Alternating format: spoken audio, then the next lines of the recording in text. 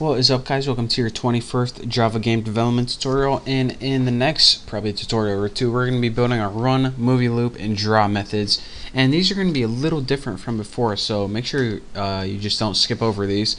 And this run method is pretty much the main method called from main. So remember, in main we had this method b.run and it's underlined because we didn't build it yet, so let's go ahead and build it. Just hit enter right there and public void run. It's not going to take any parameters. Now what do we want to do as soon as we pretty much start our game? We want to have access to that screen manager, so s equal to new screen manager. Now we can use crap from our screen manager class. So what do we want to do first? In essence, we want to try, actually let's go ahead and get rid of this finally. Once we're done doing everything, we want to take the screen and restore screen. So we're going to try to do a bunch of stuff, try to play the game, and when we're done we want to restore the screen back to normal size and get out of full screen. But just to make sure I don't forget that, I'm just going to do that first. So anyways, what do we want to do as soon as we start the game? We want to get display mode DM, and we want to set the display mode equal to screen dot find first compatible mode. And remember, our array was called modes1, so we want to pass in our mode called modes1. Simple enough. And what this is going to do is find the display mode that's compatible not only with our options of the game, but also is compatible with the graphics card. It's pretty much going to find the perfect display mode and store it in the variable DM. How awesome is that? So now we can call this screen method, or excuse me, this screen object, and set full screen. What do we want to set full screen? That display mode right there. So now whenever we set full screen or convert our game to full screen, it has the perfect display mode already passed in. How awesome is that? So now what do we want to do after this? Well, we want to call this method to load all the images, or in other words, get all the images ready. So load images, and now that we have all the images, we can begin playing our movie. And that's going to be in a method called movie loop, which we're going to be building right now. So let's go ahead and do it. So pretty much get the perfect display mode, make our game full screen depending on that perfect display mode, get all the images, and play the movie. So let's go ahead, and since I promised you guys I'll create movie loop, let's go ahead and create a movie loop.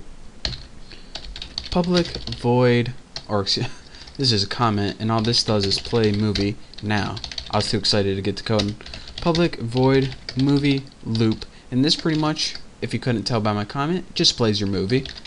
It's not going to take any parameters. I like methods that don't take any parameters. But anyways, long starting time. As soon as this movie begins, it's going to be equal to system dot current time in milliseconds, which is going to be the current time right now, or right now. That's the current time. You get it? Long cumulative time equal starting. Oh man, I thought it would pop up. Starting time. Since at the beginning the cumulative time is going to be equal to 0, and at the beginning it's going to be equal to 0. Bam, I explained this all before. While the cumulative time minus starting time is less than 5,000, and remember this is 5 seconds, we're going to be keep increasing the cumulative time. This is the time that's going to be keep adding and adding to this. So eventually once this gets above 5,000, this equation is going to return false. That's when we exit. But this is pretty much what I'm going to code in here. This movie lasts for 5 seconds. If you want to make it for 6 seconds, type 6,000 since they're milliseconds, which is a thousandth of a second. Anytime. Anyways, long time passed. There we go. Move my cursor out of the way. Next, we need a variable to calculate the time passed. Now, system dot current time milliseconds minus the cumulative time. This will give you the time that has passed. And if you don't understand what I'm doing, then watch my last couple tutorials. I explained it a lot better in here. And now that we got the time that passed, add it to the cumulative time, because remember, if we don't keep adding to this, then our animation is just going to play forever.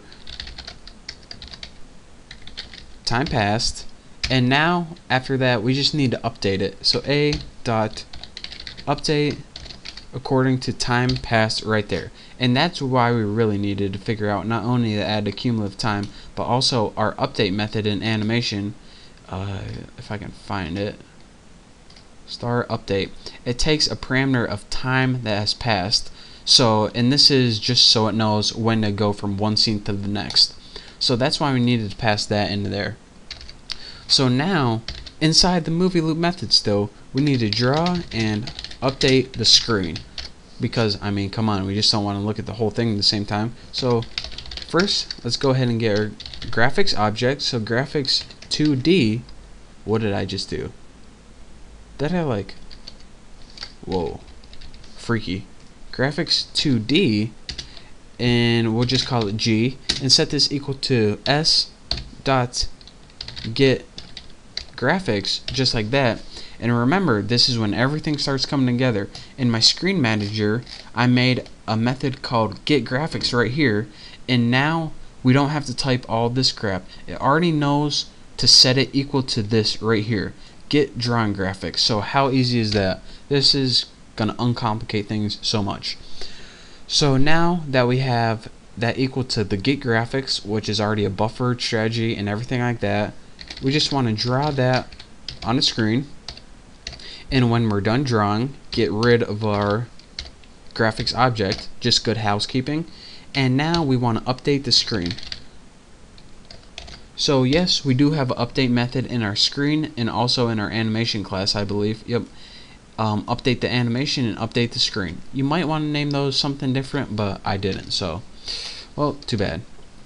So now we updated the animation, and then once we have the animation updated, we can update the screen to actually show us the animation. And after all of that, that was a lot of work for our CPU to do, so let's just put it to bed for a little bit. Try thread.sleep, and you want to probably sleep for like 20 milliseconds. That looks like a good time. And if you can't sleep for some reason, exception ex, you always want to try and catch stuff when you're working with threads. Right there. So try to sleep. If you can't, then catch your exception. And as you can see, we have one little error right here, but it really is an error. It's just a method called draw that we didn't build yet. So in the next tutorial, I'm going to be building this method. It's literally 2 lines of code. So that's what we're going to be doing in the next tutorial, and I'm also going to be reviewing one last time how this whole entire program works. So I mean, we got one more tutorial to go, and we finally get to see our animation. And this, unlike the animation before, is going to be perfect, flawless, no flicker or anything. So thank you guys for watching my 20th tutorial. Don't forget to subscribe, and I'll see you next time.